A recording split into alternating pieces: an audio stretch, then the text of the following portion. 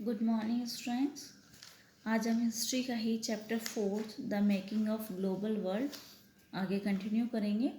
कल हमने पढ़ा था कैसे आपके जो है ग्लोबलाइजेशन स्टार्टिंग हुई ऑल ओवर वर्ल्ड में, कैसे लिंक हुआ सिल्क रूट से ऑल ओवर वर्ल्ड का, और कैसे फूड जो है आपके एक जगह से दूसरी जगह ट्रैवल करता है, कैसे आपके जो कल्चर होता है एक जगह से दूसरी जगह जो है कंट्रीज़ तक पहुंचता है लोगों के द्वारा, और कैसे जो है आपके अलग अलग चीज़ें खाने की जो है क्रॉप्स वहाँ पे पहुँचती है दूसरे देशों में, और वहाँ की भी आपके देशों में आती हैं और आप लोग उसके बारे में सीखते हैं अलग अलग खाने की चीज़ें को लेकर के क्रॉप्स उनके लिए। और आज हम पढ़ेंगे आपके कॉन्क्वेस्ट डिजीज़ एंड ट्रेड, किस तरीके से जो है आपके जीत जो होती है आपकी डिजीज़ से होती है और व्यापार कैसे आगे बढ़ता है उसके बारे में हम पढ़ेंगे इसमें, कि कैसे जो बीमारी है वो जो एक हथियार के रूप में काम में लिया जा सकता है। The pre-modern world shrank greatly in the 16th century after European sailors found a sea routes to Asia. जब आपके 16th सेंचुरी के बाद यूरोपियन जो सेलर्स थे उन्होंने सी रूट जो समुद्री रास्ता जो खोज लिया था उनको मिला एशिया तक, वो उसके बाद जो है आपका ये जो ऑल ओवर वर्ल्ड है वो छोटा हो गया, यानी हमारे बीच की जो दूरियां हैं वो कम हो गई। And also successfully cross the western ocean to America, और जो वेस्टर्न ओशन जो आप जो है उसको क्रॉस करते हुए वेस्टर्न ओशन को अमेरिका तक पहुंच सकते हैं।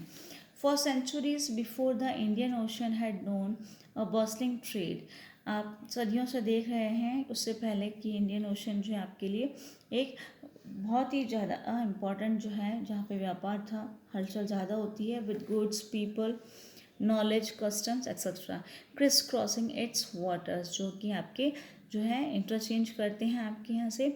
The Indian subcontinent was central to these flows and a crucial point in the network, यहाँ से एक दूसरी जगह जाने के लिए ये क्रूशल यानी इम्पॉर्टेंट पॉइंट था आपके India. The entry of the Europeans help expand और redirect some of these flows towards Europe, ये जो यूरोपियंस हमारे यहाँ आए उन्होंने एक्सपेंड करा जो जिसकी वजह से उनके ये सब चीज़ें स्टार्ट हुई और कुछ जो ये फ्लो है यूरोप की तरफ भी होने लगा।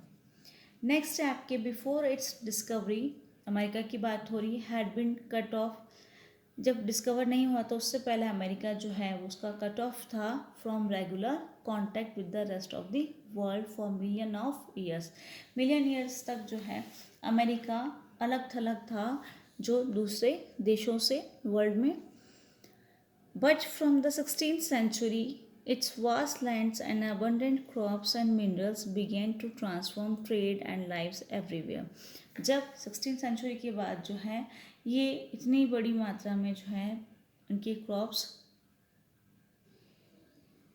And minerals began to transform trade and lives everywhere, और जिसकी वजह से आपके मिनरल्स वगैरह जो है लोगों को नया जीवन देने लगी।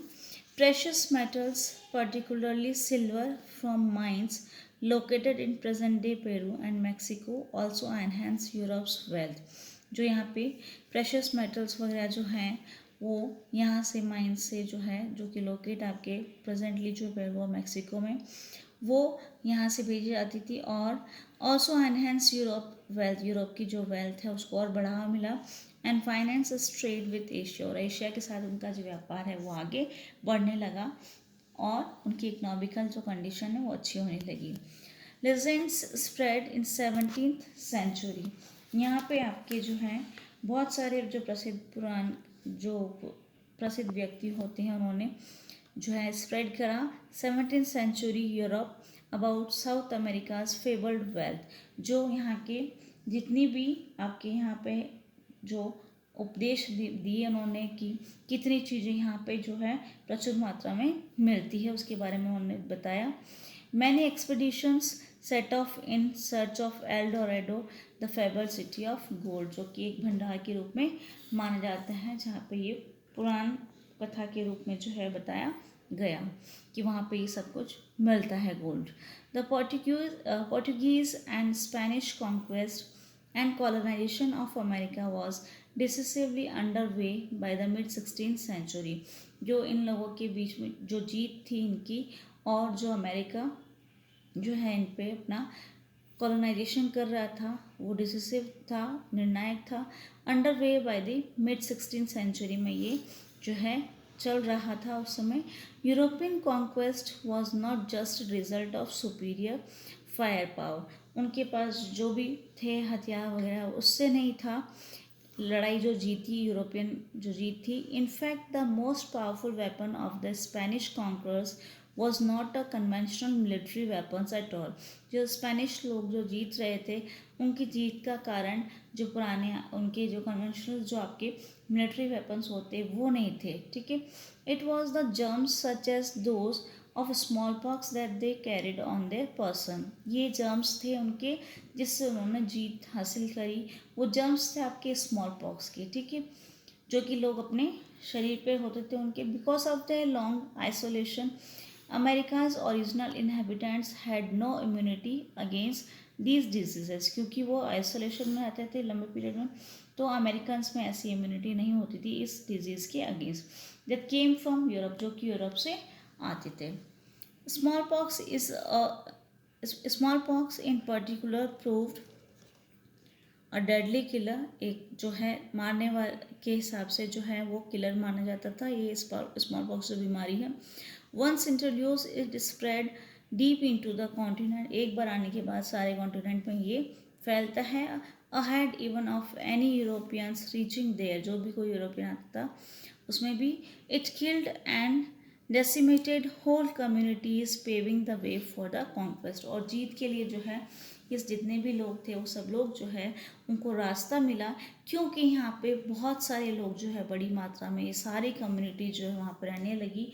वो सब लोग बड़ी संख्या का जो भाग है जनसंख्या का वो मौत के घाट उतरने लगे इस बीमारी से, स्मॉल पॉक्स से, तो उनको जीतने का रास्ता मिलने लगा। तो ये है कि आपके डिजीज से भी आप जीत रहे थे। जो ये लोग थे यहाँ पे वो हार रहे थे क्योंकि उनमें ऐसे इम्यूनिटी नहीं थी कि वो इस स्मॉल पॉक्स को जो है झेल सके। Guns could be bought or captured and turned against the invaders, but not diseases such as smallpox to which the conquerors were mostly immune। आपने देखा कि जो हथियार होते हैं वो तो आप ले सकते हैं, कैप्चर कर सकते हैं, लेकिन आपकी जो बीमारी है जैसे कि स्मॉल पॉक्स उसमें आप नहीं जीत सकते क्योंकि इम्यूनिटी पावर इतनी नहीं थी वहाँ के लोगों की इस तरीके से। Until the 19th century, poverty and hunger were common in Europe। 19th century तक आते आते यहाँ पे भी जो है यूरोप में गरीबी और जो भूखमरी जो थी, वहाँ पे लोग जो गरीब थे उनको बहुत प्रॉब्लम होती थी। वो प्रॉब्लम यहाँ पे कॉमन थी यूरोप में। Cities were crowded and deadly diseases were wide spread. यहाँ पे जो सिटीज़ थे उसमें बहुत सारी जनसंख्या थी और यहाँ पे बीमारी भी फैल रही थी। रिलीजियस कॉन्फ्लिक्ट्स वर कॉमन, और धर्म के नाम पे जो है बहुत सारे कॉन्फ्लिक्ट्स जो थे लोगों में, और रिलीजियस जो डिसेंटर्स थे प्रोसिक्यूटेड, उनका जो उन्होंने दे रखा था जो भी वो देते हैं वो रिफ्यूज़ करते हैं कि जो भी उनके धर्म के जो प्रवचन वगैरह होते हैं उनके बारे में जो बिलीव्स होते हैं, प्रैक्टिसेस होती है, उनको वो रिफ्यूज़ कर देते हैं एक्सेप्ट करने के लिए। और थाउजेंड्स देयरफॉर यहाँ पे जो है बहुत सारे लोग जो हैं thousand therefore fled Europe for America, और बहुत सारे लोग जो है अमेरिका की तरफ जाते हैं। हेयर बाय 18th सेंचुरी, यहाँ पे जो है 18th सेंचुरी की बात हो रही है। By the 18th century plantation work by slaves, जो दास लोग होते हैं उनके द्वारा प्लांटेशन किया जाता था। Captured in Africa were growing cotton and sugar for European market में जितना भी आपकी चाहिए होता है रॉ मटेरियल, तो वो ग्रो करने के लिए प्लांटेशन वर्कर्स को लेकर के आते थे जो कि अफ्रीका से कैप्चर करते थे। Until well into the 18th century, China and India were among the world's richest countries। ये देखिए आपके खुद के देश की बात हो रही है। Until well 18th century तक की हम बात करें तो चाइना और इंडिया दोनों ही जो है आपके रिचेस्ट कंट्रीज में था। They were also preeminent in Asian, आपके एशियन ट्रेड में जो थे ये दोनों ही इम्पोर्टेंट थे, सर्वश्रेष्ठ, ठीक है। However, from the 15th century, China is said to have restricted overseas contacts and retreated into isolation. China का जो है 15th सेंचुरी की उसमें से जो है 15th सेंचुरी से जो है उसको चाइना को कहा गया है कि उसके लिए रेस्ट्रिक्शंस लगा दी गई और जो है वो अकेला ही रहेगा, अलग थलग। China's reduced role and the rising importance of the Americas gradually move the centre of the world trade westwards. China को दूर करके और इम्पोर्टेंस जो अमेरिका की बढ़ी, उससे आपके जो सेंटर था वर्ल्ड ट्रेड का, विश्व व्यापार का, वो वेस्ट की तरफ जो है बढ़ने लगा। Europe now emerge as the centre of the world trade. अब चाइना को हटा करके यूरोप जो है आपका सेंटर या केंद्र बनने लगा पूरे वर्ल्ड में। ट्रेड का या व्यापार का जो केंद्र है वो बिंदु आपका यूरोप बनने लगा।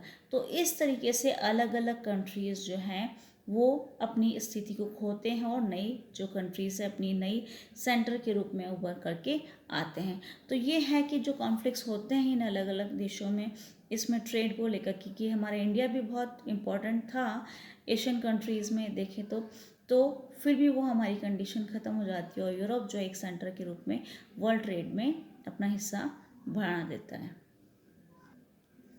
तो इस तरीके से हमने पढ़ा कि वर्ल्ड ट्रेड में जो है पोजीशन एक कंट्री की जो है कम हो जाती है और दूसरे की बढ़ती जाती है एज अ सेंटर के रूप में। नेक्स्ट हम टॉपिक लेंगे द 19th सेंचुरी 1815 टू 1914। वर्ल्ड वॉर की बात हो रही है यहाँ पे, ठीक है। तो कैसे जो नए नए इकोनॉमिक्स जो होते हैं वो आपके आइडियाज़ व्यूज़ वगैरह देते हैं, उसके बारे में हम इसमें पढ़ेंगे।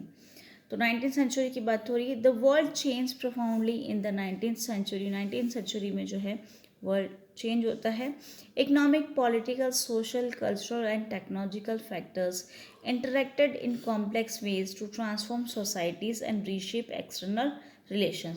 19th सेंचुरी तक आते आते जो जितनी भी फील्ड है आपके इकोनॉमिकल, पॉलिटिकल, सोशल या कल्चरल, टेक्नोलॉजी लेकर के देखें हम इन फैक्टर्स को, तो सब लोग अपने आप दूसरे के साथ जो है इंटरेक्ट करते थे, लेकिन वो कॉम्प्लेक्स तरीके से, बहुत ही जटिल प्रक्रिया होती है उसमें, और ट्रांसफॉर्म करना उनके सोसाइटी को, जो उनका समाज है उसको दोबारा से रीशेप करना, और वहाँ के जो एक्सटर्नल रिलेशन है दूसरे देशों के साथ वो भी बनाना।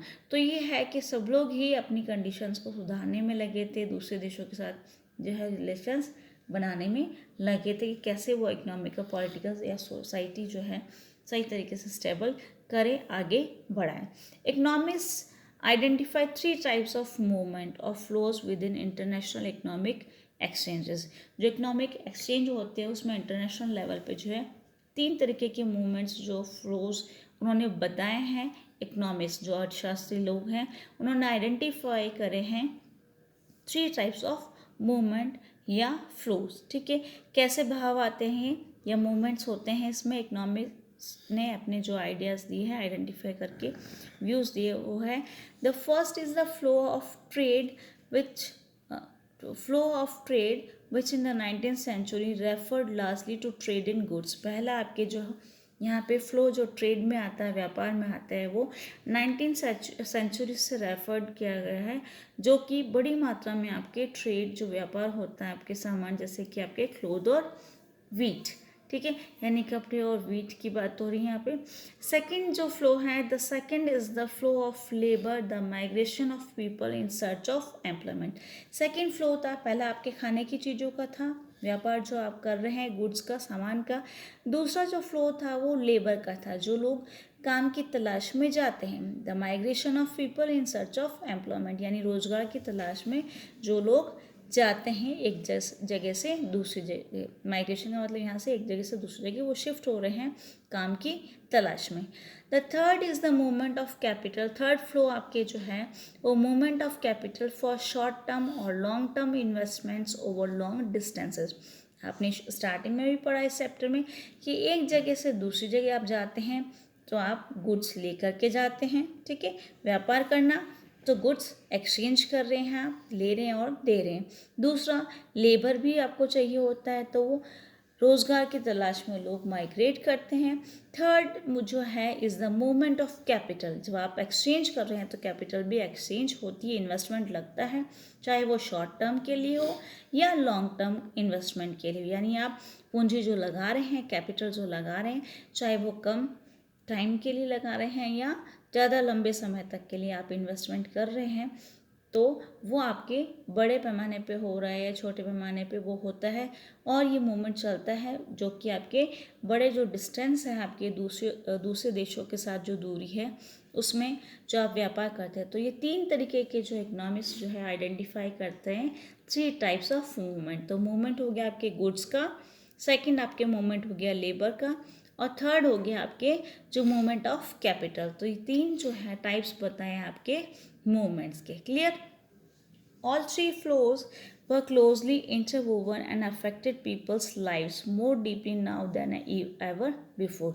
आपने देखा है कि ये जो तीनों जो फ्लोज हैं या मूवमेंट है वो क्लोजली एक दूसरे से जुड़े हुए हैं कड़ी के रूप में, ठीक है, जो कि आपकी जो लाइफ लोगों की वो पहले से भी ज़्यादा जो है उसको डीपली अफेक्ट करती है, यानी उस पर प्रभाव पड़ता है। आप किसी भी तरीके से देख लीजिए, गुड्स जो आते हैं ले जाते हैं, ट्रेड जो व्यापार अगर अच्छी तरीके से इकोनॉमिकल कंडीशन होगी, अच्छा व्यापार होगा तो आपकी जो लाइफ अच्छी होगी।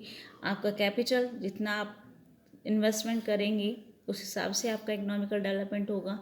जो लोग जा रहे हैं उनको भी रोज़गार मिलेगा तो कंडीशन अच्छी होगी, ठीक है। तो ये लाइफ जो है लोगों की उस पर डिपेंड करती है, उससे उनका प्रभाव होता है, उसको अफेक्ट करती है यानी प्रभावित करती है। The interconnections could sometimes be broken. For example, ये इंटरकनेक्शंस जो है एक दूसरे से जो जुड़ाव है वो कभी कभी तोड़ा भी जा सकता है। जैसे for example, labour migration was often more restricted than goods और कैपिटल फ्लोज। बहुत सी बार ऐसा होता है कि लेबर का जो मजदूर लोग होते हैं उनके माइग्रेट करने पे जो है रेस्ट्रिक्शंस लगा दी जाती हैं बजाय कि गुड्स या कैपिटल फ्लो पे। Yet it helps us understand the 19th century world economy better if you look at the 3 flows together. हालांकि हमको ये समझने में 19th सेंचुरी को जो वर्ल्ड इकनॉमी है इसकी 19th सेंचुरी की, उसको समझने में हमको इसको हेल्प मिलती है better if we look at the 3 flows together. हम तीनों को अगर एक साथ देखते हैं तो हमको इसको 19th सेंचुरी की जो इकनॉमी है उसके बारे में हमको समझने में आसानी होती है। लेकिन कभी कभी इस लेबर माइग्रेशन को जो है रेस्ट्रिक्शंस लगा दिया जाता है बजाय कि गुड्स और कैपिटल पे। तो ये था कि इकोनॉमिक्स लोगों ने जो है आइडेंटिफाई करे 3 टाइप्स ऑफ मूवमेंट्स, उनके बारे में हमने पढ़ा। कल यहाँ तक आप नोट्स बना लीजिए और कल हम स्टार्ट करेंगे और वर्ल्ड इकनॉमी टेक्स शेप, किस तरीके से है जो कॉर्न लॉज और जो है क्यों लगाए गए थे उसके बारे में हम पढ़ेंगे, ठीक है। और कैसे इकनॉमी जो है वो चेंज होती है वर्ल्ड की, वो उसके बारे में हम कल इसको आगे कंटिन्यू करेंगे।